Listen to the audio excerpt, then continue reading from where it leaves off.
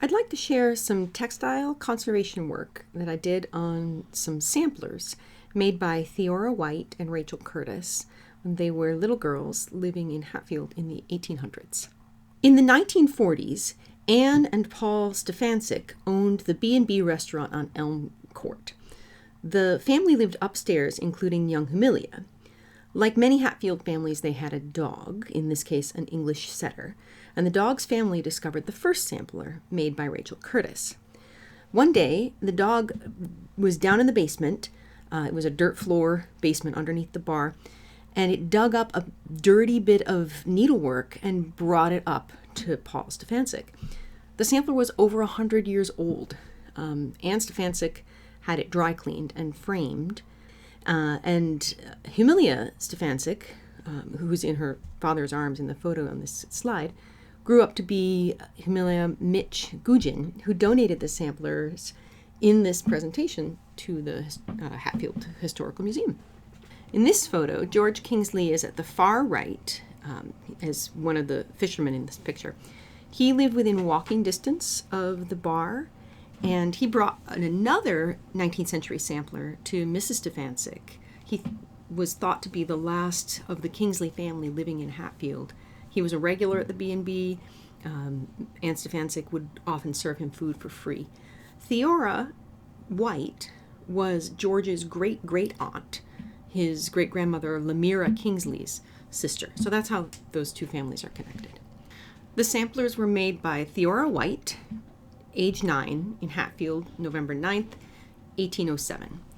And Rachel Curtis, age 11, Hatfield, May 24th, 1828. So they're a generation apart. Rachel includes a verse, variety we all pursue, always seeking something new.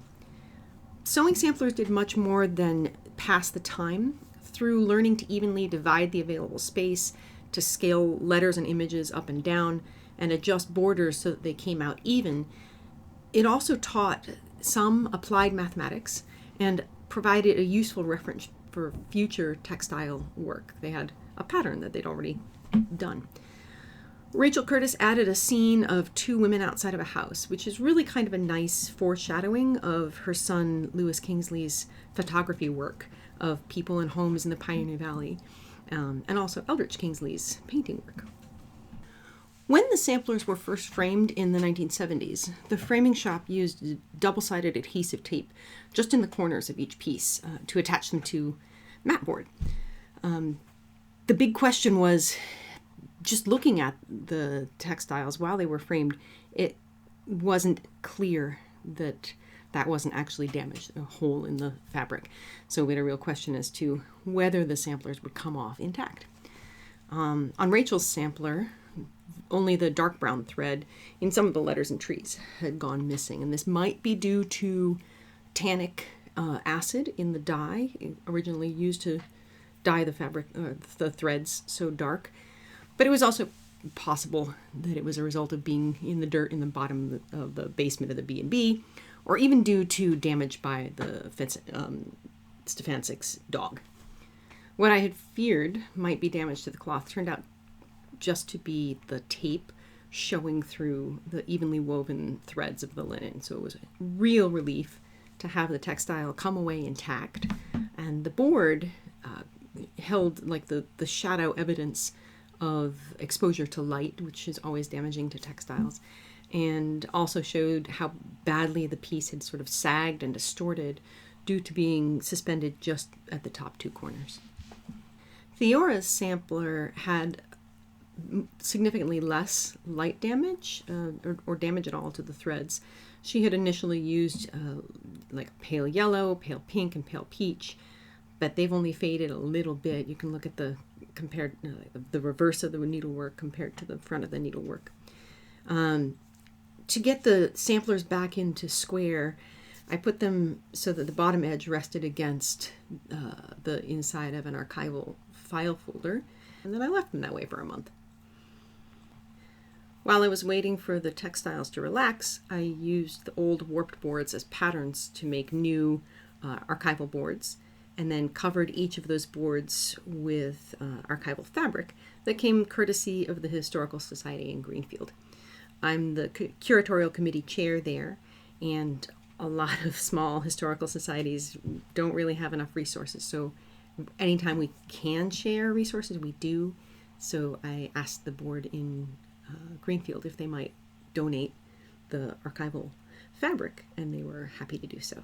When the sampler had rested and was back towards square, I squared it up on the mounting board, pinning it in place just straight down into the mounting board. And then I used a matching linen thread and a curved needle.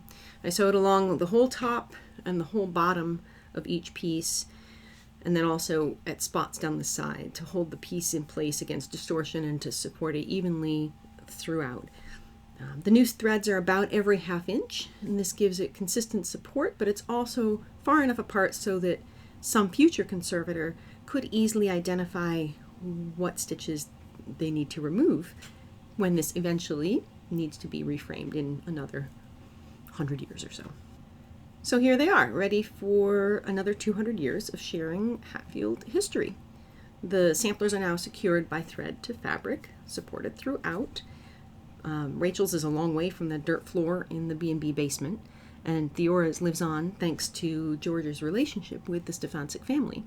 The work of these two little girls is connected in so many ways, not only by being here in the Hatfield Historical Society, but also being connected to the same family and also therefore to the Stefancic family, and it can inspire generations to come.